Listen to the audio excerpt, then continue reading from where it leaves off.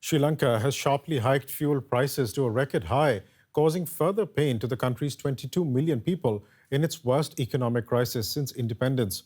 Sri Lanka has pretty much run out of fuel, and that's been reported widely.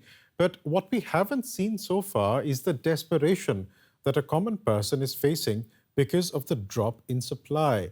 How every single day in the country has become a battle for so many people, a battle for survival.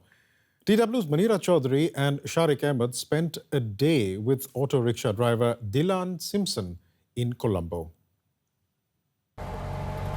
Since the fuel shortage has started in Sri Lanka, it's very difficult to find fuel. So I have stayed without fuel for 2 to 3 weeks, and it's very hard to run my day-to-day life. Even if I have to get fuel, I have to stay the whole night to get fuel. There is no petrol in this petrol station, so I went and asked from them. They were like, no petrol here. And because of the fuel, to be honest, I didn't get passengers. I was like staying in the queue for the whole week to get petrol. Like if I get petrol today, tomorrow I'll run the day, and day after tomorrow I have to stay in the queue again. Because of that reason, so I have to anyway skip one day to stay in the queue. So I will be losing passengers for the one whole day. And yeah, that's a big loss for me.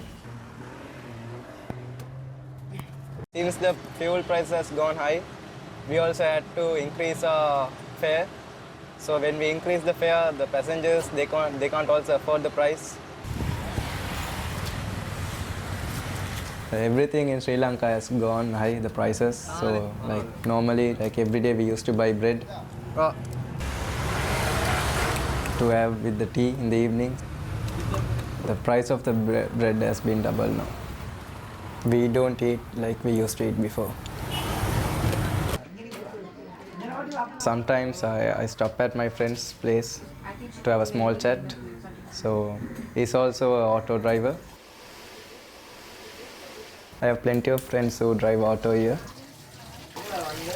They also have shut their auto and kept at their place because they couldn't find fuel.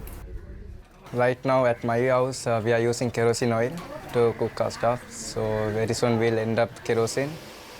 So very soon we'll also end up doing woods like him. I have done engineering and it's hard to find a job. I haven't get my degree yet because I have a pending payment to be done. So I thought I could afford by running an auto. And since this problem has been come up, it's very difficult for me to pay the course fees. Some of my friends, like they'll have a watch out in the petrol station. Like if they see any petrol station pumping petrol, they'll quickly inform us. We all will get together and go and stay in the queue to get petrol. I have come here to pump petrol, so my friend gave me some fuel, and that won't be enough for me to run the whole day. And I have parked my auto there. I think I'll have to wait the whole night to get fuel. So if I'm lucky, I'll get the fuel by tomorrow morning. I never thought that my country will end up like this. Right now there is no future. There will be a future in Sri Lanka, but it will take some time for the country to recover.